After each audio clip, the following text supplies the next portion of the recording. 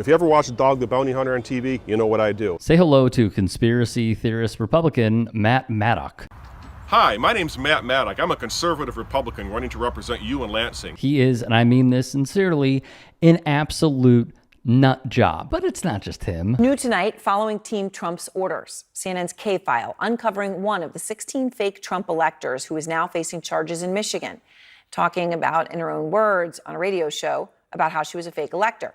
And she says she worked with lawyers for the Trump campaign. In fact, she laid out the goals for the alleged plot, a plot that is at the heart of cases brought by special counsel Jack Smith and the Fulton County DA Fani Willis as well.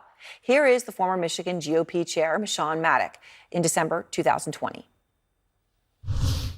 I, along with the other 15 electors, were guided by legal minds, attorneys for our president, some very incredible constitutional attorneys. I've never in my whole life appreciated legal minds and attorneys before, I can tell you that. So what we did, along with 7 other states, really send in dueling electors, and that will be there before, a federal constitutional attorney, and it'll be before Mike Pence and Congress to make that decision. It's not unprecedented either. I don't have the exact dates in front of me, but when I was at the Stop the Steal event yesterday, I think the last time was in 1960. The state of Hawaii sent in a dueling slate, but I think 8 different times over the course of our history. And, once again, trust our founding fathers. They had a way and a plan in case things like this went wrong. Meshawn Maddock, per her own words, worked closely with the Trump team in the fake elector scheme. She is Matt's wife. Meshawn also spoke in front of a certain crowd on January 6th. She has done everything she can to garner the support of MAGA and is probably a lost cause. We don't need to name specific groups. The words that are really bothering me in this sentence, and I can't believe other people aren't bothered by it, are the words "in particular." Whoever wrote this, that you would think that LGBT in particular have been a target of violence and oppression. Just the fact that we even want to add it in now, I think is insulting. If you look at the violence perpetrated on Christians since the beginning of ISIS, and nobody put in the Christians in particular and left out LGBT. She has also said this Looney Tune style stuff. She also stood beside Stop the Steal organizer and man who allegedly sexed teens, Ali Alexander.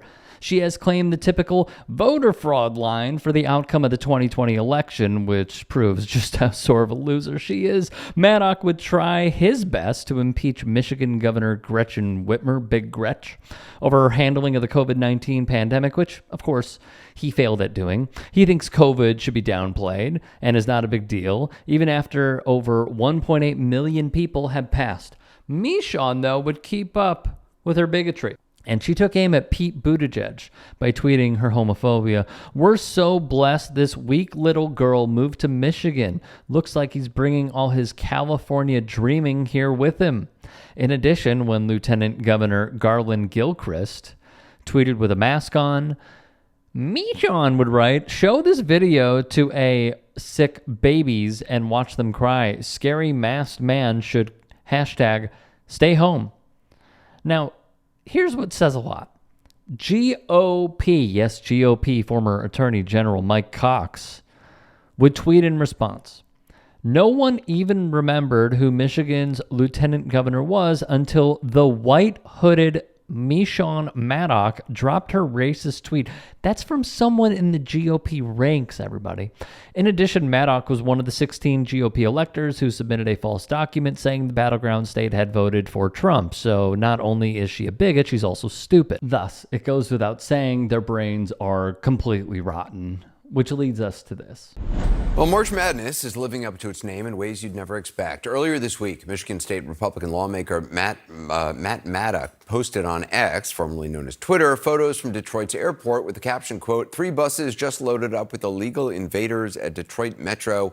Anyone have any idea where they're headed with their police escort?" The key phrase highlighted there, illegal invaders. Maddock got a ton of responses, and he's fired back with replies which have gone viral. But the answer to his question has nothing to do with the so-called illegal invaders. Far from it. CNN's Daniel Dale joins us, keeping him honest with the fact check and the March Madness tie-in. So what is going on here, Daniel? What's going on, Anderson, is that this claim about illegal invaders is completely made up. It is absolute fiction. And the airplane and 3 buses seen in Mr. Maddock's tweet there were actually used by NCAA men's college basketball teams that were landing at Detroit's airport to play in, as you said, March Madness. You heard correctly. Michigan Advance would have more on this topic. In fact, the buses were for members of the Gonzaga University basketball team, which had posted a video of players boarding an Allegiant Air jet and then disembarking at Metro Airport before being driven to Detroit, where they're competing in the NCAA Sweet 16 Midwest Regional Tournament being held at Little Caesars Arena over the weekend.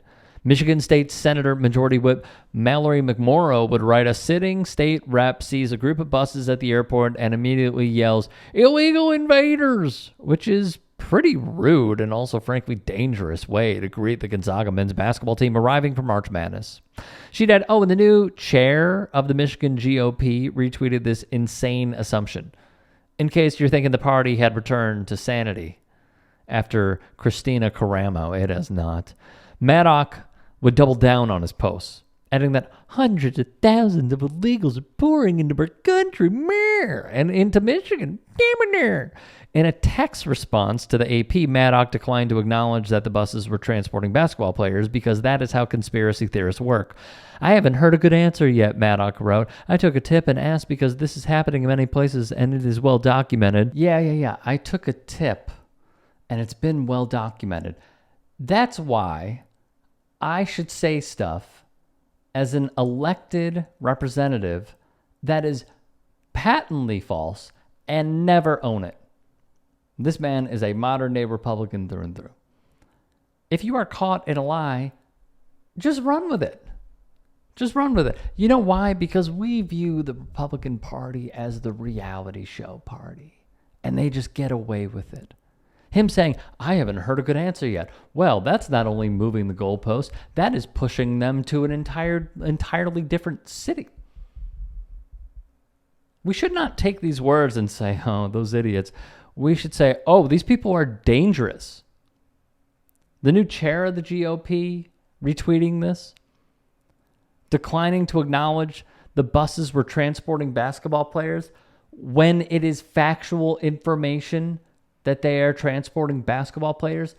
This guy is a nuisance, a pest, and he should not have an elected position, nor should Meshawn. Neither one of them. Maddock, a Republican representing parts of Metro Detroit, by the way, was endorsed by Big Orange while running for re-election in 2022.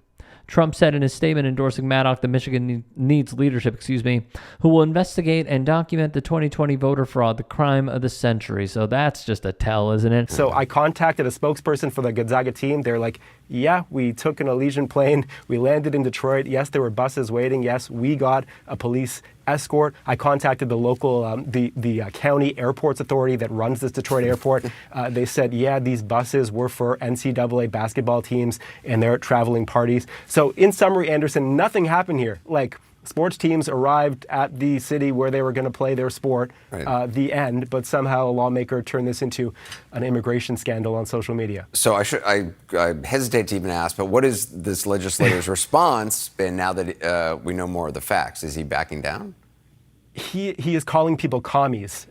He is a Trump-endorsed and quite Trumpian lawmaker who has done such commies. Things as try to. It's so original.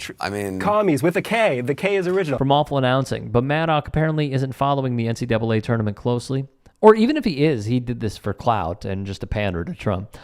He was widely wrong on who those buses were for.